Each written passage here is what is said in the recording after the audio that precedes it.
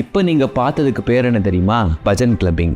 இதுதான் ஜென்சி தலைமுறையோடைய அகராதியில் இடம்பெற்றிருக்கிற புது வார்த்தை. பஜன் கிளப்பிங் அப்படின்னா என்ன? வணக்கம், நான் நிரஞ்சன் பாரதி, மகாகவி பாரதியாரின் எள்ளுப்பேரன், கவிஞன், பாடலாசிரியன், தமிழாசிரியன். பொதுவாக நம்ம ஜென்சி கிட்ஸ் ஒரு கிளப்பில் மங்கலான வெளிச்சத்தில் டான்ஸ் ஆடி பார்ட்டி பண்ணுவாங்க. ஆனால் அதற்கு பதிலாக ஒரு பக்தி பாடலுக்கு எல்லாரும் வைப் ஆகிறது தான் இந்த பஜன் கிளப்பிங். ஒரு முறை கடையத்தில் மார்கழி மாதத்தில் ராமசாமி கோவில் பக்கத்தில் ஒரு பஜனை கோஷ்டி திரும்ப திரும்ப ஒரே பாடலை பாடிட்டு இருந்தாங்க. பாரதியாருக்கு அதை சுத்தமாக பிடிக்கல.